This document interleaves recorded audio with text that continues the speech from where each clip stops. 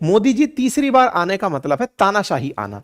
हालांकि ये पूरा मुद्दा चुनाव के बाद कहां पता नहीं कहां गायब हो गया, लेकिन उससे पहले तो ये हाईलाइटेड था कि तानाशाही आने वाली है। ठीक है, हमारी सुर्खियां बनी थी चुनावों के टाइम पर, यही सेम लाइन अमेरिका ने कॉपी कर ली। अमेरिका में ट्रंप के खिलाफ कमला हैरिस ने कहा कि अगर ट्रंप आ गए तो तानाशाही आ जाएगी। मतलब जिस तरह से मोदी जी के खिलाफ इंडिया गठबंधन था, ऐसे ही यहां पर बाइडेन की पार्टी की तरफ से यह पॉइंट आउट किया गया कि अगर ट्रंप बन गए राष्ट्रपति तो तानाशाही आ जाएगी। तो यहां पर Trump wants to turn US democracy into dictatorship. Point number 1 जो आपने देख लिया। नंबर दूसरा देखिए, देखिए हिंदुओं के पक्ष में है मोदी जी। यह बात बहुत बार उन्होंने अपने अपने तरीके से या तो खुद बताई है या फिर उनके विरोधियों ने सब तरह से बताई है कि हिंदू वोटों को एक करके मोदी जी चुनाव जीतते हैं। जैसे राम मंदिर का मुद्दा हो, उन्होंने राम मंदिर के मुद्दे में जिस तरह से सक्रियता दिखाई, बीजेपी ने अपने कोर एजेंडे में राम मंदिर को रखा, राम मंदिर का निर्माण हुआ, राम मंदिर की पूजा प्रतिष्ठा हुई, उन सब में जिस तरह से मोदी जी दिखाई दिए, उस पूरे प्रोग्राम से कांग्रेस ने अपने आप को साइड में रखा। इंटरेस्टिंग बात यह है कि राहुल गांधी जी बीइंग ए हिंदू, वो अभी तक राम मंदिर में एंट्री नहीं की है। यह बड़ा सवाल बना कि भाई आप राम मंदिर अभी तक क्यों नहीं गए। वहीं संसद में आप हिंदू तस्वीरों को लेकर, भगवानों की तस्वीरों को लेकर के बातें बढ़िया बढ़िया कर रहे हैं। तो ऐसे में आंसर निकलता है कि अगर ये भी मंदिर चले जाते तो फिर मुस्लिमों को ऐसा कैसे लगता कि कांग्रेस उनके साथ खड़ी है। ऐसा क्यों कह रहा हूं मैं? क्योंकि हाल ही के जो चुनाव हुए हैं, उन चुनावों के अगर एनालिसिस को ध्यान से देखा जाए तो कहीं ना कहीं राहुल गांधी मुस्लिम वोट बैंक्स को एकजुट करने में कामयाब हुए हैं। और ऐसा हरियाणा के चुनावों में देखा भी गया है। जिन टिकट्स पर कांग्रेस के मुस्लिम उम्मीदवार लड़े थे, वहां पर जीत का मार्जिन बहुत बड़ा है और वहां पर एक छत्र वोट कांग्रेस को पड़ा है। इसका मतलब ये अपने आप को मुस्लिमों के प्रति दिखाने में कामयाब हुए, तो मोदी जी अपने आप को हिंदुओं के नेता दिखाने में कामयाब हुए। तो Rahul Gandhi not visiting Ram temple fearing Islamic fundamentalist, ऐसा केरला के बीजेपी प्रेसिडेंट ने भी आरोप लगाया। मतलब एक प्रकार से स्पष्ट विभाजन हुआ कि कौन सी पार्टी किस धर्म की तरफ से झुकी हुई है। ठीक है, तो राहुल गांधी जी पूरी तरह से मुस्लिमों के समर्थन में और उस तरफ से मोदी जी हिंदुओं के समर्थन में। दोनों लोग बहुत अच्छे से बात करते हैं। अगर आप मोदी जी का इंटरव्यू लेंगे तो पूछेंगे कि आप मुसलमानों के खिलाफ हैं क्या, तो वो बोलते हैं कि हमने इतनी योजनाएं चालू की, उनमें से कोई भी योजना ऐसी थी क्या जिसमें लिखा हुआ था कि ये मुसलमानों को नहीं मिलेगी। चाहे चाहे शौचालय बनाने का हो, चाहे सड़क बनाने का हो, अनाज देने का हो, कहीं बिजली घर पहुंचाने का हो, पानी पहुंचाने का हो, कहीं पर भी ये मेंशन किया है कि मुसलमानों को नहीं मिलेगी। वहीं दूसरी तरफ राहुल गांधी जी से जब ये पूछा जाए कि आप राम मंदिर क्यों नहीं गए, बोले क्या राम मंदिर जाना ही ये प्रमाणित करता है क्या कि मैं हिंदू हूं। बस हमारा देश तो वैसे तर्कों से बना हुआ देश है, तर्कस में तर्क ही चलते हैं, हमारे यहाँ तीर थोड़ी चलते हैं। ऐसे में हमारी चीजें यहां पर सिद्ध हो जाती हैं। तो सब लोग अपने अपने वोट बैंक को खुश करके इंटरनली चल रहे हैं। अब आते हैं ट्रंप के ऊपर। ट्रंप की क्या इमेज है? ट्रंप खुलेआम मुस्लिमों के विरोध में खड़े हैं और वो साफ क्या बोलते हैं, कोई भी सेफ नहीं है। अगर कमला आ गई तो कमला आने पर वो हमारे बॉर्डर्स खोल देंगी और ऐसा करके वो हमारे साथ में इलीगल माइग्रेंट्स को घुसाकर हेल्थ फैसिलिटीज पर कब्जा कर लेंगी। और मुस्लिमों की कैप दिखाकर कहते हैं कि अगर तुम्हारे देश में कमला आती हैं राष्ट्रपति बनकर तो देख लो अमेरिका वालों तुम्हारा क्या हाल होगा। ये डोनाल्ड ट्रंप के वो ट्वीट्स हैं जिन पर ऑलरेडी हमने सेशन किया हुआ है। यानी ट्रंप का स्पष्ट रूप से ये मत है कि ये अपने आप को इमिग्रेंट्स के नाम पर, जो मुस्लिम इमिग्रेंट्स हैं, उनके सख्त खिलाफ पाते हैं कि मैं उन्हें अपने देश में नहीं आने दूंगा, अवैध प्रवासियों के रूप में तो बिल्कुल नहीं। 2015 में ट्रंप ने टोटल एंड कंप्लीट शटडाउन कर दिया था मुस्लिमों की एंट्री करने पर अमेरिका में। मतलब अमेरिका में मुसलमानों के खिलाफ अगर किसी को माना जाता है तो ट्रंप खुलेआम बोलते हैं कि मैं मेरे देश में मुसलमानों को नहीं घुसने दूंगा, इलीगल रूप से जो भी आ रहे हैं। ठीक है साहब, तो स्पष्ट विभाजन भारत की तरह अब यहां पर क्या हो रहा है उसे अब आप समझने लगेंगे।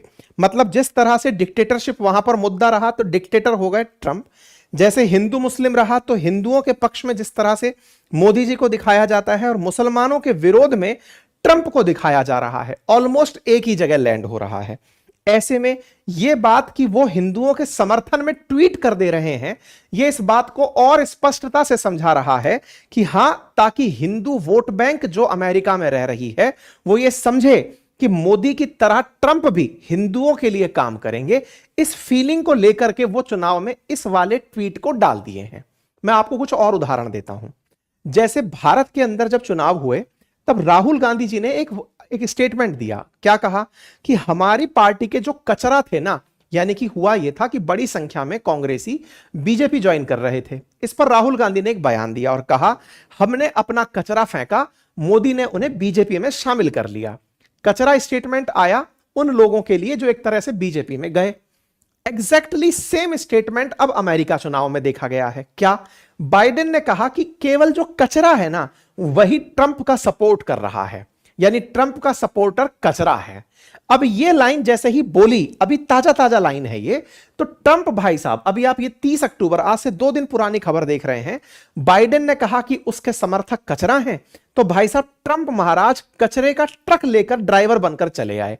ये देखिए ट्रंप हैं एक ट्रक में बैठे हुए और इसमें कचरे का ट्रक है और कह रहे हैं कि अगर मेरे सपोर्टर कचरा हैं तो मैं ट्रक ड्राइवर हूं, मतलब कचरा ले जाने वाला आदमी मैं हूं। यानी कि अब कचरा पॉलिटिक्स भी यहां एंट्री कर गई है। भारत की पॉलिटिक्स से अब अमेरिका सीख रहा है। भारत के मुद्दे अमेरिका में हावी हो रहे हैं। बिल्कुल पूरी तरह से ट्रंप अपने आप को कचरा वाला बना करके चालू करा दिया कि भाई लो मेरी पार्टी कचरा है तो मैं कचरे के साथ खड़ा हुआ हूं।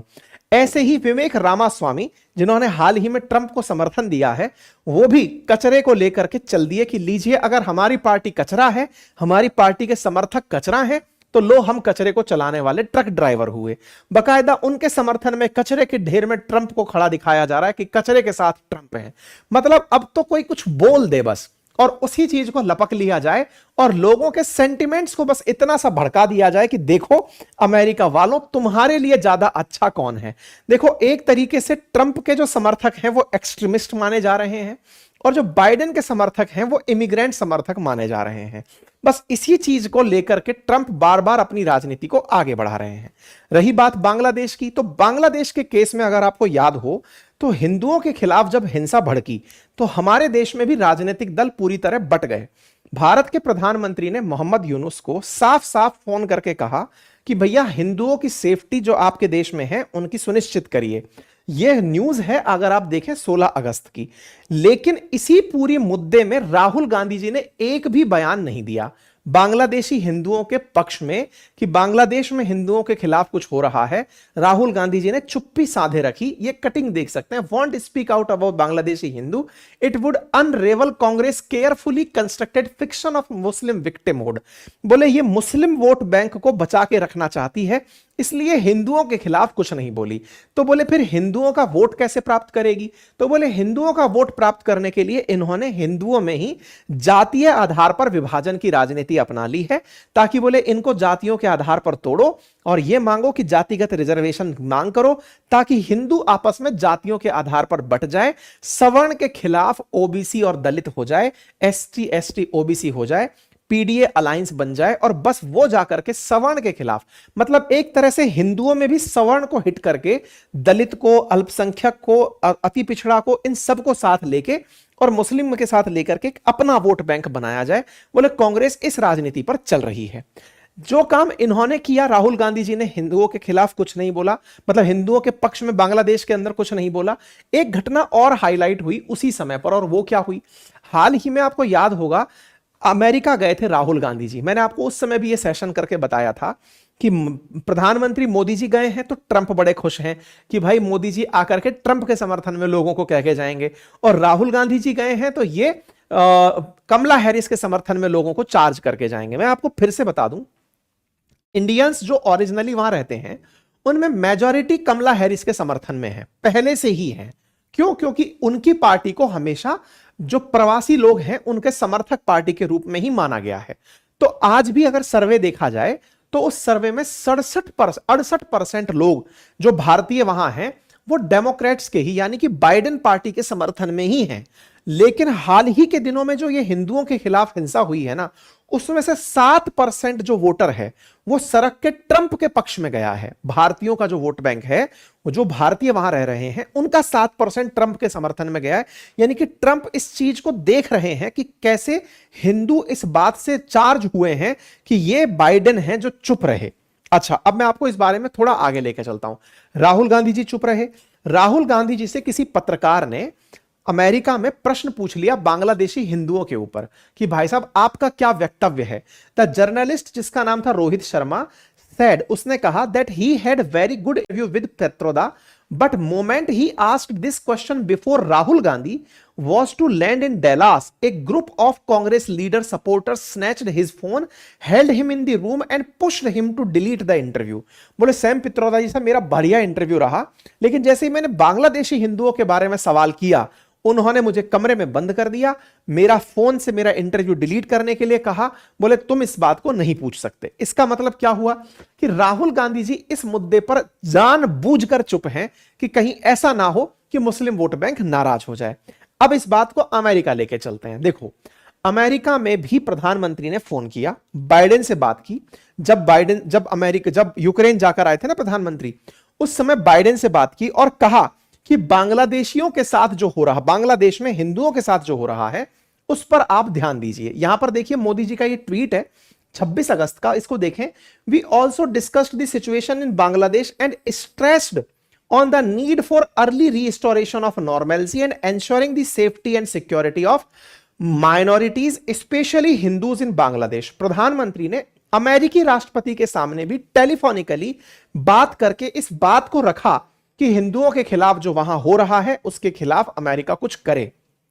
अब देखो, अमेरिका ने इस बात को, प्रधानमंत्री ने तो अपने ट्वीट में यह बात मेंशन करी है कि मैंने राष्ट्रपति से बात की और ये सब बातें बोली, लेकिन अमेरिका इस इंटरेस्टिंगली क्या करता है कि अपना वो डायलॉग दिखाता है जिसमें वो बताता है कि बाइडेन के साथ में आज प्रधानमंत्री नरेंद्र मोदी जी की बातचीत हुई, लेकिन अपने इस कम्युनिके के अंदर इन्होंने कहीं भी ये बात मेंशन नहीं करी कि हिंदुओं के बारे में कोई बातचीत हुई। प्रधानमंत्री पब्लिकली बता रहे हैं कि मैंने हिंदुओं के बारे में बाइडेन से बात की है, लेकिन बाइडेन इस बात को पब्लिकली नहीं बता रहे कि हां, हिंदुओं के विषय पर भी यहां कोई बातचीत हुई। इसका मतलब जानबूझकर बाइडेन ने हिंदुओं का पॉइंट खाने का प्रयास किया, क्योंकि बाइडेन भी नहीं चाहते कि माइनॉरिटीज के मुद्दे पर वो अपने आप को इस तरह से दिखाई दें। अच्छा, और यह बात बहुत अच्छे से तब क्लियर हुई जब बाइडेन इस तरह से मोहम्मद यूनुस से मिलते हुए दिखाई दिए, अपने प्यार में इस तरह से कि हां बेटा, तुमको हम बांग्लादेश सही भेजे हैं, तुम सही तरीके से बांग्लादेश चलाओ, तुम्हें पहले भी हमने इसी तरह से नोबल दिलाया था। तो ये तस्वीरें जब बाहर आई तब जाकर भारतीयों को शांति मिली कि ये तो पूरी तरह से पपेट है जो अमेरिका ने बांग्लादेश में बिठाया है। खैर कोई बात नहीं, लेकिन यह बात अल्टीमेटली ट्रंप को समझ में आ गई कि इंडियंस ये बात समझ चुके हैं कि बाइडेन जानबूझकर हिंदुओं के मसले पर चुप हैं और वो मोहम्मद यूनुस को अपने कठपुतली के रूप में बिठाकर चले हुए हैं। तो ट्रंप ने इस बात को पकड़ लिया और पकड़ करके कि जिस तरह से राहुल गांधी इंटेंशनली चुप हैं, ऐसे ही बाइडेन भी इंटेंशनली चुप हैं। तो ट्रंप इस बात को पकड़ करके ट्वीट मार दिए और कहा कि अगर मैं आया तो हिंदू माइनॉरिटीज जो बांग्लादेश में हैं उनके खिलाफ एट्रोसिटीज नहीं होने दूंगा। उनको बांग्लादेश के वोट से मतलब नहीं है, उनको मतलब है अमेरिका में रह रहे भारतीयों के वोट से, और वो भारतीय जो हिंदू सेंटिमेंट से एक्टिवेट होते हैं। मैं आपको फिर से याद दिला दूं, मेजॉरिटी में बाइडेन की पार्टी के लोग कमला हैरिस के समर्थन में हैं, हिंदू मतलब जो भारतीय वहां रहते हैं। क्यों? क्योंकि कमला हैरिस को वो भारतीय मूल का देखकर ये रिचार्ज होते हैं कि अगर ये राष्ट्रपति बनी तो ये हमारे लिए काम करेगी। कम से कम हम ये कह पाएंगे कि हम भारतीय जिन पर कभी किसी ने शासन किया था, आज वो निकलकर ब्रिटेन में भी पीएम बने और अमेरिका में भी राष्ट्रपति बने, हमारे लिए एक फक्र का विषय होगा।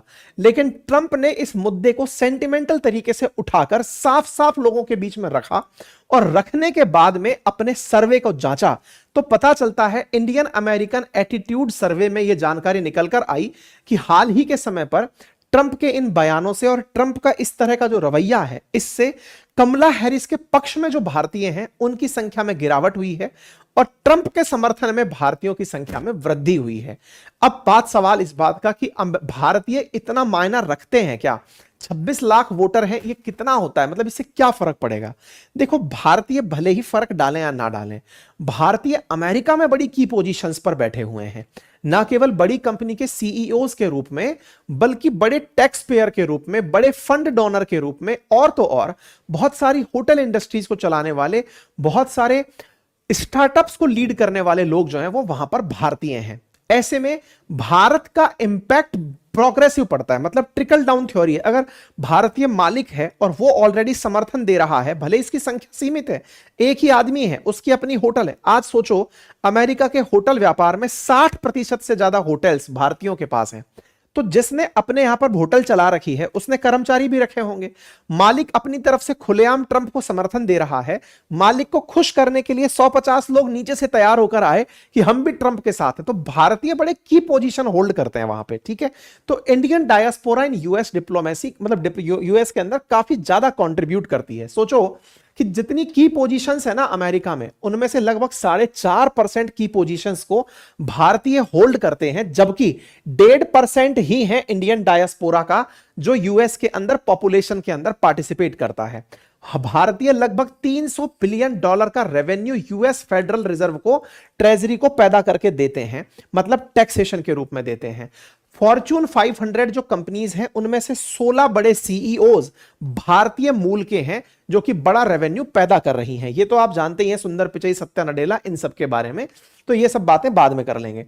अमेरिका में 648 अगर बड़ी यूनिकॉर्न है इस समय पर, जो स्टार्टअप से यूनिकॉर्न बनी है, $1 बिलियन से ऊपर गई हैं।